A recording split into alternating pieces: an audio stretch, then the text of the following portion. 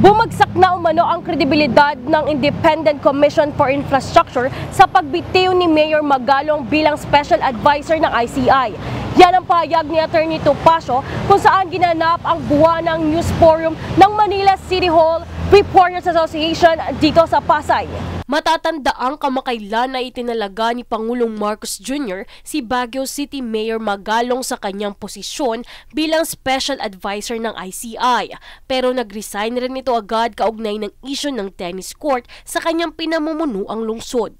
Ayon kay Attorney Ferdinand Topacio, bumagsak na umano ang kredibilidad ng ICI nang nawala na si Mayor Magalong dahil anya ang taong subok na at walang sinasanto ay wala na sa investigasyon. Sa nangyayari ngayon, yung sinasabi ng Malacanang na the commission is bigger than Mayor Magalong, it will go on. Of course, it will go on, but without the credibility imparted by the reputation and the gravitas of Mayor Magalong, I mean, let's be honest, pumagsak ng husto yung kredibilidad.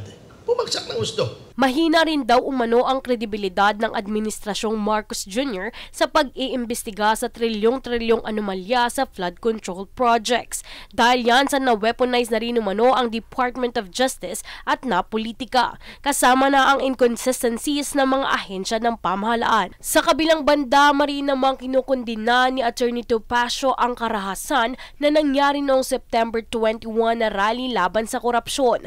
Kaugnayan sa pagkakadawit niya sa umano'y dahilan ng kaguluhan sa naturang rally. I vehemently deny that. Ang PDP laban po ay naglabas na ng opisyal na pahayag na amin pong itinatanggihan at kinokondena ng mariin yung karahasang nangyari noong September 21. Ang korupsyon na nangyayari sa kasalukuyan anya ay pinakamalaking korupsyon na nangyari sa kasaysayan ng bansa.